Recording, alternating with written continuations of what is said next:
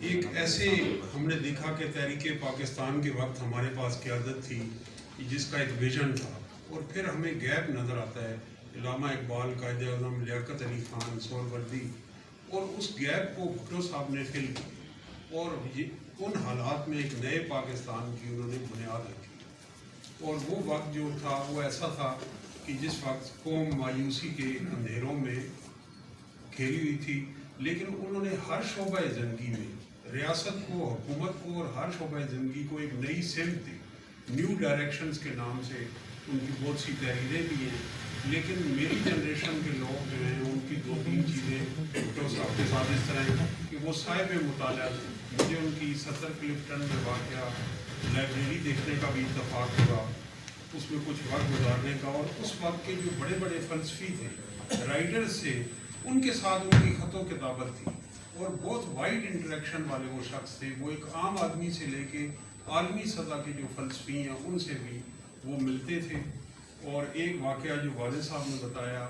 میرے، اور بڑا انسپائرنگ ہے، کہ مساوات اخبار کا جب ڈکلیریشن لینے گئے تو بھٹو صاحب کی فارم فل کیا نیب رامے صاحب نے، اور ان کا آگے انہوں نے پروفیشن کی جگہ لکھ دیا کہ بزنس مین نے۔ بھٹو صاحب بعد میں پہنچے، انہوں نے وہ دیکھا، سارا فارم فل ہوا، تو انہوں نے کہا Hanif who told you I am a businessman? انہوں نے کہا سر مجھے سمجھ نہیں آ رہی تھی اس میں کیا لکھا جائے، کیونکہ آپ ایگریکلچرلسٹ ہیں، وہ لکھوں یا یہ لکھوں؟ تو انہوں نے اس کو کاٹ کے آگے لکھا ایڈوکیٹ۔ یہ ان کی ایک کمٹمنٹ تھی لا کے ساتھ، رول آف لا کی، اور جو آگے آج ان کی خاندان اور پارٹی کو بھی چاہیے کہ نہ وہ انہوں نے اپنے فیوڈل ہونے پہ فخر کیا، اور نہ انہوں نے ہاؤسنگ سوسائٹی والوں سے اپنی نسبت کو، اس وقت تو خیر رواج ہی نہیں تھا، بابر صاحب گواہ ہوں گے، اور نہ انہوں نے اپنی رول آف لا کے ساتھ کمٹمنٹ کی، اور ڈاکٹر مبشر حسن کے گھر کے ساتھ نسبت رکھی۔ تو اس وقت کے بہت سے ملک ریاض بھی ہوں گے جو بھٹو صاحب کو بلانا چاہتے ہوں گے، لیکن وہاں انہوں نے قربت نہیں رکھی۔ تو ان کا جو امیزنگ اسپیکٹ تھا وہ یہ تھا کہ انہوں نے اپنے آپ پہ جو ان کی عام آدمی سے محبت تھی وہ آرٹیفیشل نہیں تھی۔ اب ہم دیکھتے ہیں کہ ٹک ٹاک ہے، دوسری چیزیں، ایک فارمیٹ دیا جاتا ہے، مریم نواز ہیں، عمران خان ہیں، اور ان کو ایک فیبریکیٹڈ آئیڈینٹی میں جا کے کہ آپ نے ایسا ایکٹ کرنا ہے، وہ نیچرل نہیں۔ تو اس وقت تو یہ زمانہ ہی نہیں تھا، لیکن جو واقعات لاڑکانہ کے اور پورے ملک میں جو لوگ بھٹو صاحب سے ملے ہیں، میں نے ان سے پہلی ملاقات کا پوچھا تو لوگ ان سے بذریعہ خط ملے۔ آج ہماری لیڈرشپ کے پاس بے شمار ذرائع ہیں اور بے شمار وسائل ہیں، اور خط کی جگہ ای میل، اور ای میل کی جگہ انسٹا اور ٹویٹر بھی آ گئے، لیکن دیوار میں درمیان میں جس طرح بھٹو کی کال کوٹری میں صلیبیں تھیں، اسی طرح لیڈرشپ اور عوام کے درمیان بھی صلیبیں کھڑی کر۔ اور اب اگر آپ میکڈونلڈ کی بائیکاٹ کی بات کر رہے ہیں غزہ کی، تو یہ مت بھولیے کہ جس جگہ ذوالفقار علی بھٹو کو پھانسی دی گئی 4 اپریل 1979 کو، اس جگہ کا المیہ ہے، وہ بہت بعد میں وہاں یادگار اور وہ صلیبیں کھڑی گئی۔ وہاں میکڈونلڈ کھولا، اور میکڈونلڈ کھولنے والے کون ہیں؟ وہ اسٹیشن کمانڈر صاحب کے پاس فائل ہوگی آج بھی کہ جس جگہ بھٹو کو پھانسی دی گئی وہاں میکڈونلڈ کیوں کھولا۔ تو اب آپ جس غزہ کے شعور پہ ان چیزوں کا بائیکاٹ کر رہے ہیں، تو معاشرے نے تب آگے بڑھنا تھا کہ ذوالفقار علی بھٹو کے قتل والی جگہ، جس طرح ظفر اللہ صاحب کہہ رہے ہیں کوئی لائبریری ہوتی، کوئی بھٹو یونیورسٹی ہوتی، وہاں میکڈونلڈ نہیں کھلا، اور اس جگہ جس کے سامنے کچہری ہے، وہ قلعہ ہے، وہ جگہ اسٹیشن کمانڈر کے پاس نہیں ہونی چاہیے، وہ راولپنڈی کے میئر کے پاس ہے۔ تو ایسا ایک ہے کہ ہمارے ایک دوست جرمنی سے آئے، اور ان کی بیٹی پہلی دفعہ، وائف ان کی جرمن تھی، اور وہ ظاہر ہے بیٹی پہلی دفعہ پاکستان آئی، تو پنڈی میں ہم لوگ اس وقت رہتے تھے کہ راولپنڈی کی سیر کریں۔ انہیں میں لے کے نکلا چاندنی چوک سے، میں نے کہا یہاں مشرف پہ حملہ ہوا۔ آگے گئے، آگے بھٹو صاحب کی یادگار دکھائی، پھر آگے گئے لیاقت باغ کو دکھایا، تو ان کی چھوٹی بیٹی جو 15 سال کی ہے، اس نے کہا ذرا رکیے، آپ عجیب لوگ ہیں، آپ کے پاس راولپنڈی میں دکھانے کو یہی کچھ ہے؟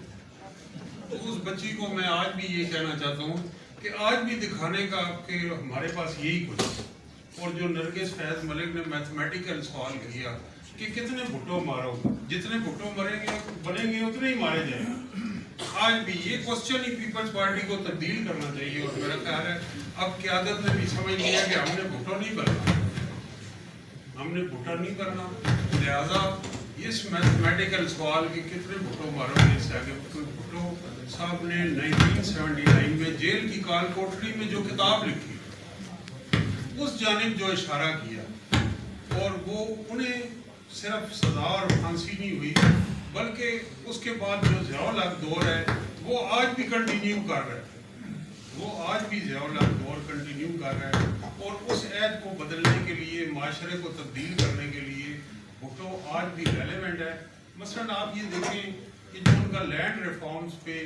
انیشیٹو تھا اور جو پیپلز پارٹی کا منشور تھا، وہ ضیاء الحق کے وقت وفاقی شرعی عدالت کے ججوں نے، جو آج بھی بہت سارے ان میں سے جو جج ہیں وہ بینکوں کے بورڈ میں ہیں بلا سود بدکاری میں، انہوں نے ایک فتوے کے ذریعے اسے آج روح شریعت حرام قرار دی. طالب علم کی جو پالیٹکس ہے وہ حرام ہے، جو کسان کی پالیٹکس ہے وہ حرام ہے، مزدور کی پالیٹکس حرام ہے. حلال گیا ہے، یہ کاکڑ ہے، وہ کاکڑ ہے، یہ سب حلال ہے. اور ہمارے جو بزرگ ہیں، جو بابے اب اشفاق احمد کا ایک پارٹی میں رہ گئے اور جو ہمیں باتیں کر رہے ہیں، شعور بکھیر رہے ہیں، جس طرح کے سینٹ میں اب لوگ آ رہے ہیں وہ بھٹو کے فلسفے کو ریپرزینٹ کرنے والے لوگ نہیں ہیں. ہماری سیاست میں بھٹو کے فلسفے کے ریپرزینٹ کرنے والے لوگ نہیں ہیں. آج معاشرے کو جہانگیر بدر کی بھی ضرورت ہے، شیخ محمد رشید کی بھی ضرورت ہے، اور پارٹی اور یہ پارٹی بدقسمت ترین پارٹی ہے. یہاں پیرزادہ صاحب بیٹھے ہیں، بہت سارے واقعات انہوں نے مجھے سنائے ہیں. یہ اپنی تاریخ بھی جو ہے وہ ڈاکومنٹ نہیں کر سکتے. بہت سارے جیالے دل میں وہ تاریخ لیے چلے گئے جس پہ ناول لکھے جا سکتے تھے، جس پہ پلے لکھے جا سکتے تھے. اور وہ اب لہٰذا میں یہ سمجھتا ہوں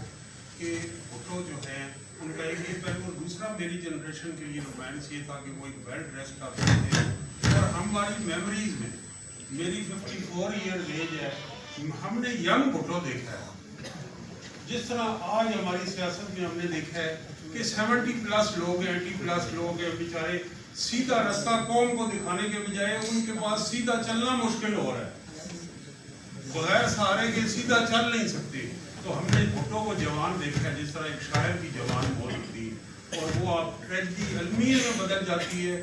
اور وہ ساری عمر نقش ہو جاتا ہے. تو ہم نے بھٹو کو لاٹھی کے سہارے یا کمر کو اس کی جھکی ہوئی اور سر کو بلند دیکھا ہے، ایک جوان بھٹو دیکھا ہے. اور اس لیے پارٹی کو بھی بلاول بھٹو کی شکل میں آج جو جوان قیادت میسر ہے، محترمہ بے نظیر بھٹو کی شکل میں جوان قیادت میسر تھی، وہ ہمیں بھٹو صاحب کی یاد دلاتی تھی.